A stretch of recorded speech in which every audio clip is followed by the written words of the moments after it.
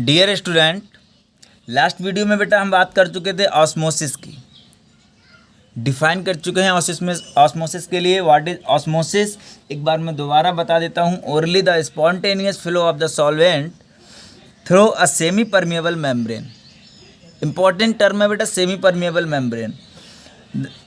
Then the spontaneous flow of the solvent through a semi permeable membrane from a pure solvent to a solution, or we can say from a dilute solution to a concentration solution.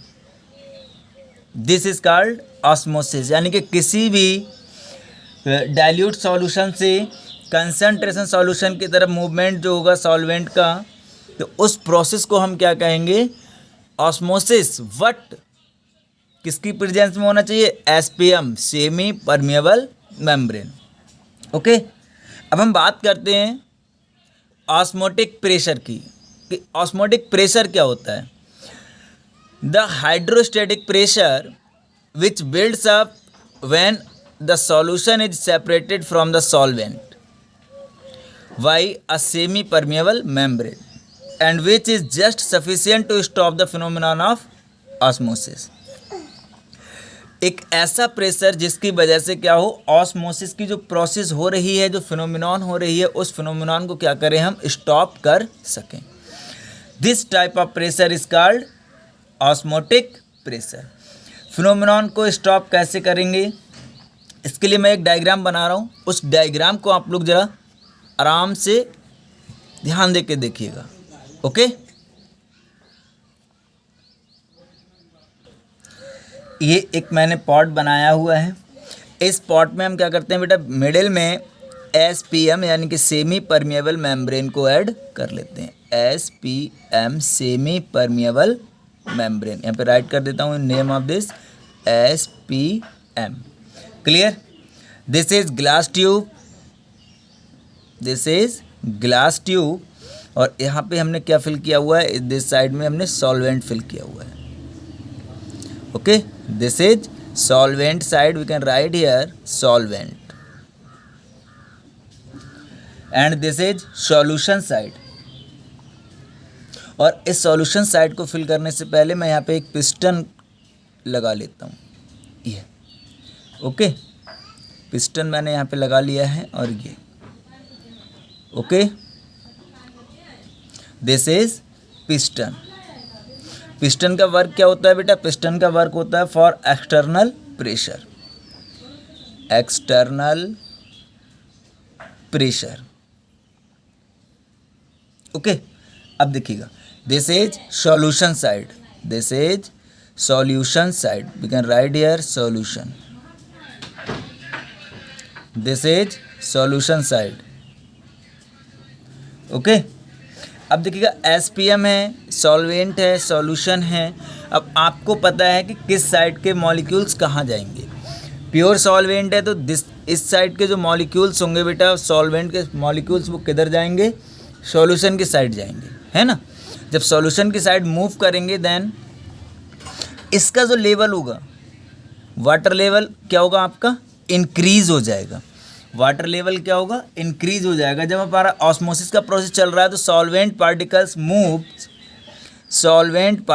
Moves from solvent to solution and the level of solution will be increases. The level of solution will be increases. Level क्या हो रहा होगा?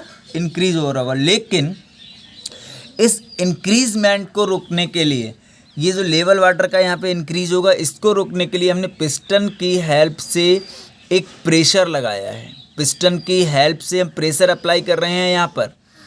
किसकी help से?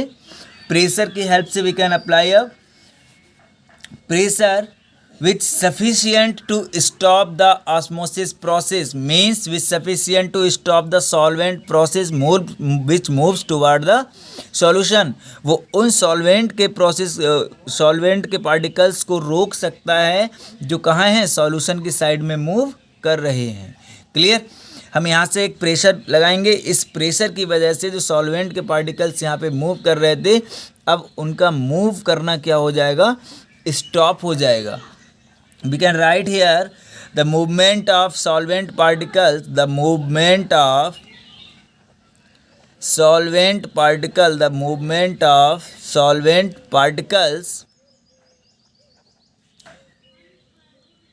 stops, then osmosis process is stopped. Osmosis process is stop. अब क्या होता है, जब movement of solvent particle stop हो जाएगा, ऑस्मोसिस प्रोसेस भी स्टॉप हो जाएगा। और जब ऑस्मोसिस प्रोसेस स्टॉप हो जाएगा, इट मीन्स किसकी वजह से स्टॉप हो रहा है, इस प्रेशर की वजह से। अगर हम ये प्रेशर ना लगाते तो ऑस्मोसिस प्रोसेस क्या होता हमारा, चलता रहता है ना। तो इस जो प्रेशर है, इस pressure, the pressure which stop the osmosis process, we can write here the pressure, the external pressure, the external pressure which stop the osmosis process. The osmosis process is called osmotic pressure. Is called osmotic pressure. उसे क्या कहेंगे बेटा, osmotic pressure कहेंगे, है ना। जो क्या करता है, osmotic process के लिए रोक देता है, स्टॉप कर देता है ना। तो एक और डेफिनेशन लिखते हैं,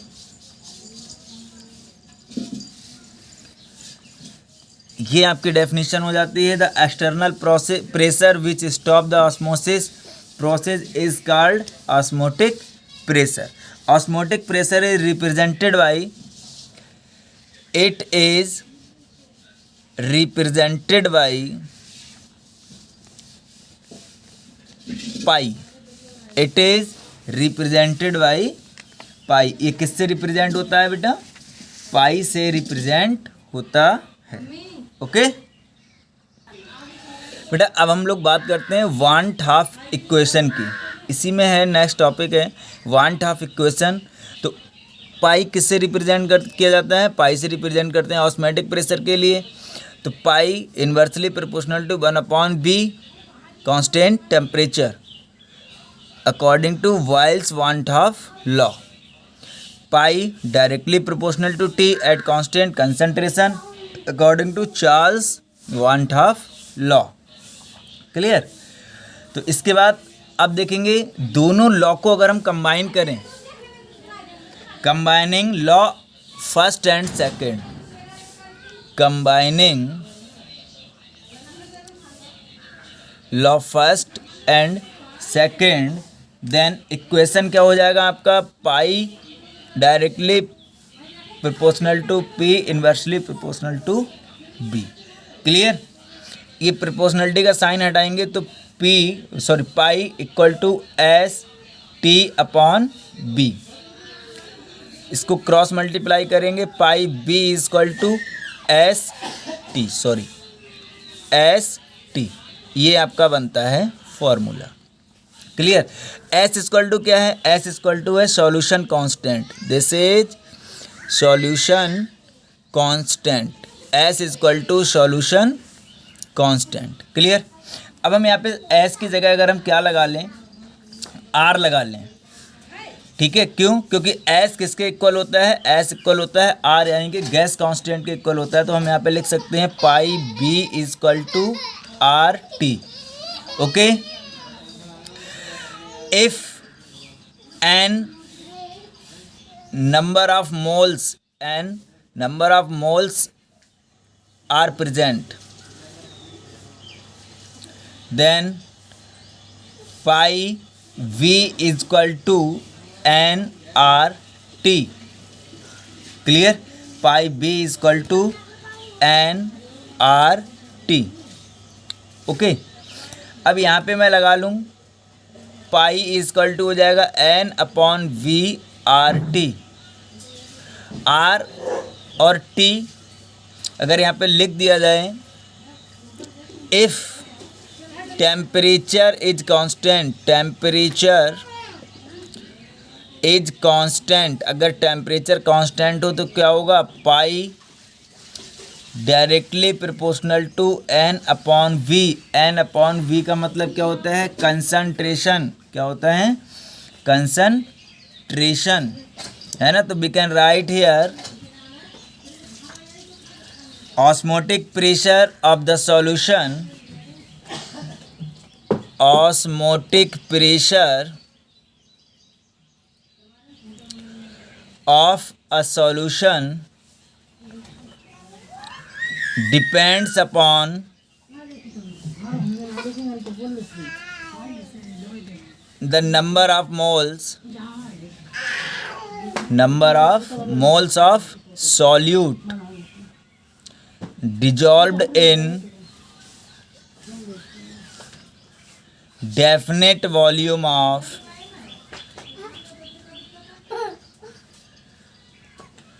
solution, dissolves in definite volume of solution।